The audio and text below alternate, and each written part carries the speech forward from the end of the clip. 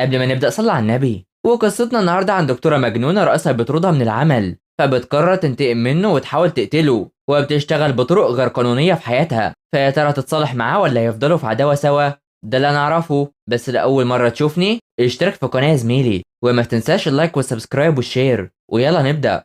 قصتنا بتبدأ مع الأشخاص دول اللي بيكونوا بيستعدوا علشان حاجة هتحصل في المكان ده، ومنهم بيكون الشاب الوسيم ده واللي اسمه سيو جو، والحاف انهم بيكونوا واخدين بنت ومخبيين عينها، ومعاهم شخص في الاسعاف. ومن الواضح انهم عصابة تجار اعضاء بقى، وبيعملوا كل حاجة بعناية خاصة علشان محدش يعرف بيهم.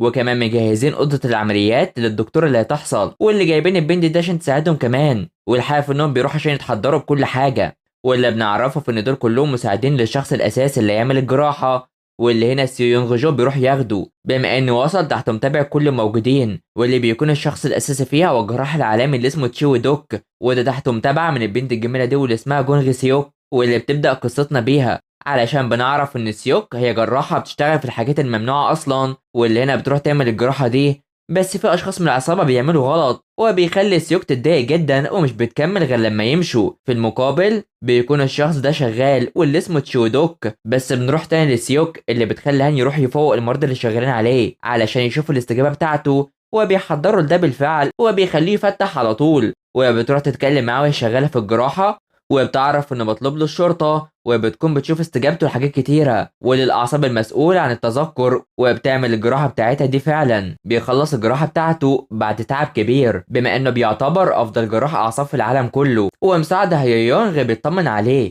علشان هو اكيد تعبان، وفجأة بيجيله المحقق ده واللي بيكون شاف الجراحة اللي مع الشخص اللي مسكوه، واللي يكونوا مصورين الجراحة الخاصة بالأعصاب اللي بتحصل، وبيخلي تشو يتأكد منها. وبالفعل بيروح يشوف العمليات الغير قانونية دي، ومش معاهم غير الفيديو اللي قرب من الساعة. وسو بيعرفوا انهم صعب يعرفوا نوع العمليات دي، وان العمليات دي مش اي حد يعمله، فاكيد المريض ده مات. وبيقرر يبعت لهم الفيديو بالكامل احسن عشان يقرروا.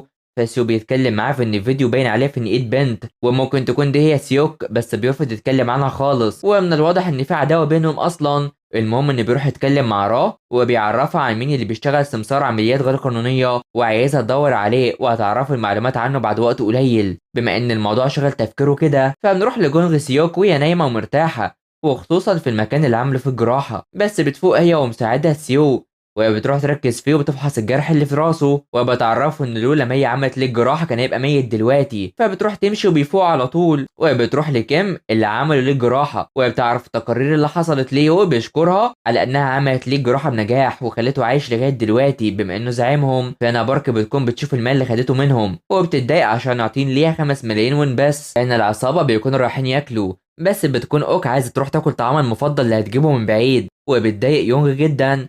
فانا بركة بتروح لها وبتكون عارفة بيها، وبتستغرب انها عارفاها اصلا. بس بتقول في الناس سمعت اللي حصل بينها وبين تشو دوك، وانه ضربها بتفكرها بالماضي. وبتروح تتكلم مع يو علشان لازم يخلي بالهم من الست اللي شغالة معاهم دي، وعشان كده بيعرفوا ان عندها اسرار كتيرة برضه علشان يسلكها كان وحش جدا، وده خلاها تطرد. وشايفين في انها كانت شريرة علشان وقت ما كانت في دار المسنين كانت بتديهم العلاج الغلط، واللي بتروح تعمل ده مع زعيمهم اصلا. فبتروح تشوف انها شغالة في صيدلية، واللي هي بتدرع حاليا، وبتكون فضولية وعايزة تعرف هي لسه هتواصل مع تشيو ولا لا.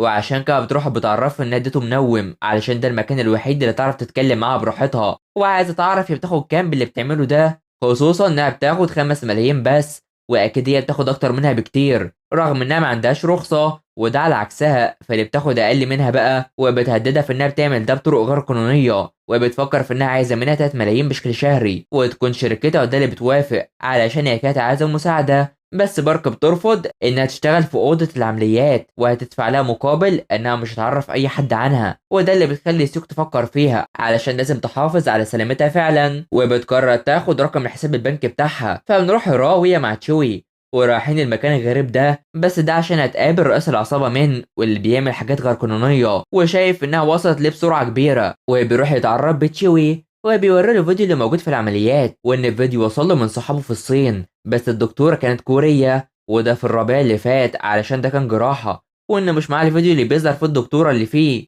وعاوز يعرف اذا كانت العملية نجحت فعلا ولا لا، عشان العملية صعبة جدا وان في اجزاء من الدماغ صعب اي حد يوصل ليها. وفجأة بيحصل طنين في دماغه وبيتعب جدا وبيقرر يمشي على طول. فبيروح يتكلم معاه وبيكون عاوز يعرف مين اللي عمل الجراحة دي، بس في الحقيقة انه عارف مين اللي عملت ده، وبتعرف انها البنت اللي اشتغلت معاهم قبل كده، واللي بتكون هي جيونغ سيوك، واللي تفضل متابعة بارك لددتها وانها تنتقم منها اكيد. فتشو بيروح يقابل شورت دونغ واللي عاوز في انه يساعده علشان يعرفوا يلاقي الجراح اللي عمل كده.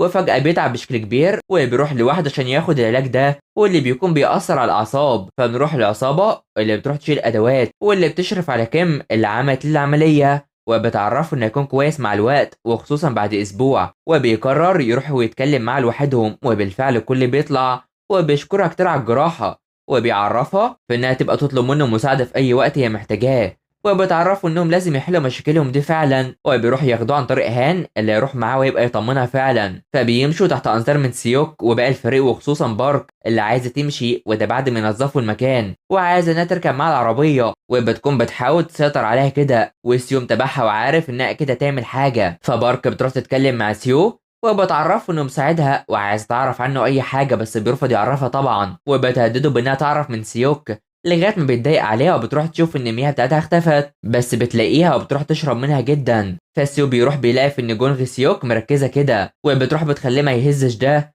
علشان لازم يتعاملوا معاه كويس، وبتمشيه على طول وبتحذره في ان ما يفتحش الصندوق ده خالص، وبتمشيه على طول. فهنا بتروح تمشي الكل وبتخلي المساعد ده يرتاح ويبقوا يحرقوا الحاجات الباقيه الصبح، وده احسن من مطر، وبيكون مش فاضل غيرها. وطبعا بتفكر في حاجه، والحاف ان المياه اللي بارك شربتها دي بتكون فيها مخدر واللي حطها هي سيوك. فسيو بيكون ماشي وبيفكر في الصندوق اللي معاه وبيقرر يقف ويشوف اللي فيه، بس مش بيلاقي اي حاجه خالص، وبيعرف ان سيوك بتخطط لحاجه هتعملها الفتره دي، وبيقرر يرجع لها تاني بسرعه. فهنا بارك بتفوق ومش عارفه ايه اللي حصل لها، وبتقوم على طول وبتدور على شنطتها بس مش بتلاقيها علشان هي مش مركزه خالص، وعشان كده بتدور في كل مكان، والحاف ان سيو بيكون بيرن عليها بس مش بترد. فبارك بتكون بتدور في المكان بس مش بتلاقي اي حد خالص غير مكان العمليه اللي بتلاقي شنطتها فيه، وبتروح تشوف المال اللي خايف عليه طبعا، وبتروح تعد وهي فرحانه بس بتتخانق على طول. فهنا جونغ سيوك بتكون هي اللي عملت كده، وبتحاول في انها تخنقها علشان بتحاول تهددها، وبكده هي تدمرها كليا، وبتفضل تخنق فيها بشكل كبير لغايه ما بتموت في ايدها. وطبعا ده مش غريب على واحده زي سيوك بتعمل عمليات غير قانونيه يعني. فسيو بيروح جري ليها وبتشوف انه رجع بسرعه علشان هي بعتته علشان المكان يفضى اصلا، وبتروح له على طول وبيكون مرعوب منها انها كده. فبيعدي اليوم مع سيو اللي بيوصل للمكان ده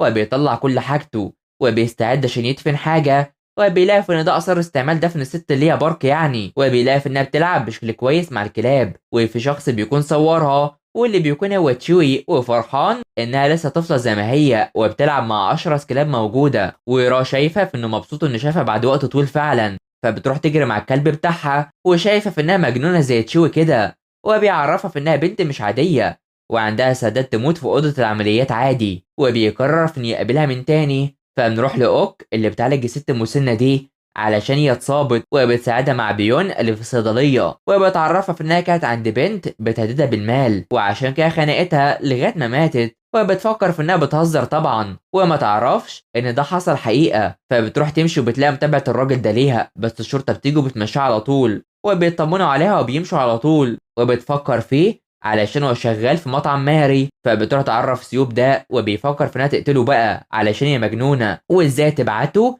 وتقتل الممرضه دي، وبتقول في انها عملت كده بدل ما تفضحها وعايزه تبطل تقتل الناس كده عادي، وبيتصدم من جنونها. وفجأة تشو بيرن عليها وبيقرر يروح ليها وبيخليها مصدومة جدا، فبتفتكر وقت ما كانت معاه في أوضة العمليات وبيقرر يخرجها بالعافية، بس بترفض وبتكون بتكرهه جدا أصلا، وبيهدوه على قد ما تقدر، بس بتروح له وهي متعصبة جدا وبتقرر في إنها تخنق فيه بشكل كبير، وبيروح يلحقوها وده بيعصبه، وبيقرر في إنه يضربها بالقلم علشان تفوق من اللي عملته ده، وإنها إزاي تخنقه عشان تطردها من العمليات، وإن دي مشكلتها، وبيفضل يضرب فيها أكتر علشان هي لسه متعصبة، وبيمنعها إنها تدخل أوضة العمليات علشان ده المكان اللي هي بتحبه على طول، وبيمنعها من أي مكان بتحبه تكون فيه، وبيمشي، وهو السبب اللي خلاها تروح في الحاجات الغير قانونية دي، خصوصا إنها اتأسفت ليه في أوقات كتيرة حتى في المطر والجو الصعب ده، بس ما صعبتش عليه خالص وقرر يتجاهلها، ودي الحاجة اللي ربط الكره تجاهه، واسلوبها وحياتها اتغيروا من الوقت ده بشكل كبير.